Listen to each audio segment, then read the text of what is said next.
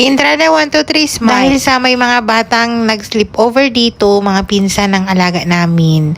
Yung request ng amo kong babae, gabi pa lang nagsabi na siya na pizza making daw for lunch. Ito talaga yung madalas na activity ng mga bata pag marami-rami yung mga bata dito. Madalas gusto ng amo na magagawa ako ng pizza or mini pizza or pizza making kagaya nito na gagawa lang ako ng dough, tapos i-prepare ko yung mga toppings, mga sauce, i-prepare ko na lahat, tapos i-divide ko yung mga dough and yung mga bata na yung gagawa ng sarili nilang pizza. This is really good activities para sa mga bata. Kahit na magbanding-banding family ba. Gumamit ulit tayo ng discard starter. Ibig sabihin, unfeed starter. Kung marami pa kayong time, like pwede nyong i-overnight in the counter, wag na kayong maglagay ng yeast, okay na yung discard starter dito. And wag na kayong maglagay ng yeast.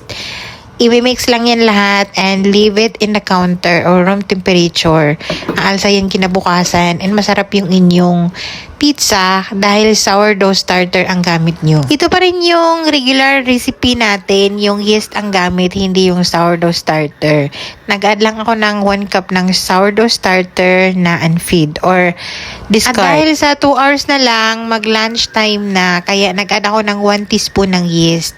Pero kung kaya nyo naman i-overnight yung dough nyo bago nyo gagawin or bago nyo i-bake, wag na kayong maglagay ng yeast or yung commercial yeast. I-overnight nyo na lang, ilagay yan dyan sa counter. Sa sourdough starter, pwede kayong maggawa ng pizza dough ahead of time.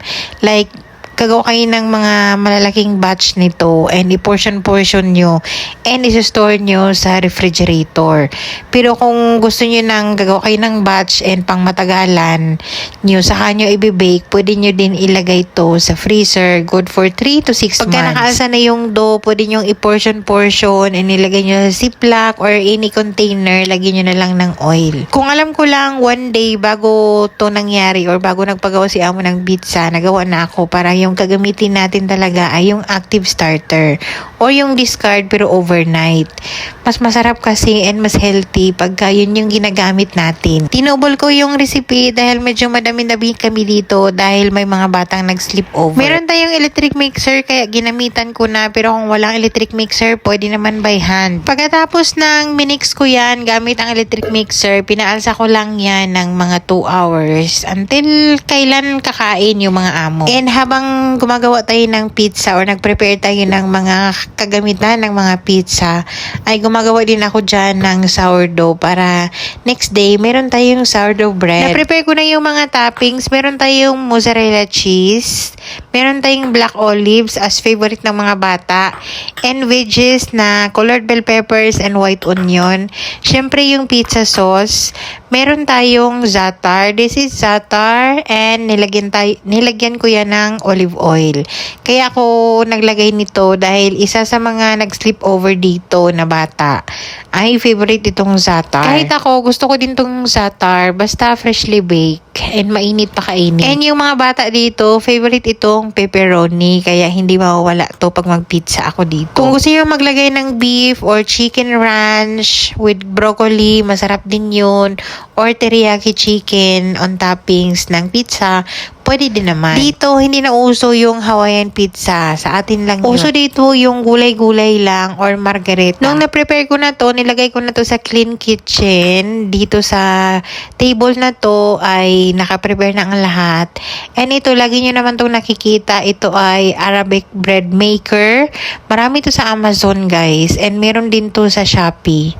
Or meron din to sa Orange app. Okay? I-check nyo na lang. Naka-prepare na yan ang lahat and i-portion-portion ko na lang ang dough pagka oras na nakakain na yung mga bata. And una kong customer dyan ay yung pinakabunso na alaga ni Gemma. So, yun yung gawa niya. 3 years old pa itong batang to. Siya yung nauna dahil ayaw ng 3 mga bagets na mga alaga namin. At yung, basta, itong mga batang to, ayaw nila na may makahalong baby pa sa kanila. Ito naman kay Laila, gusto niya hugis na heart, yung sa kanya. And ito naman yung kay Asis. And this is mine. Ito yung aking lunch. Plus, meron pa akong za'atar dyan. Hindi ko na nakain dahil sobrang busog na ako. And yun na lang yung pang dinner ko. Kain tayo. Chili. I want olive oil on this. Parmesan cheese. Kain.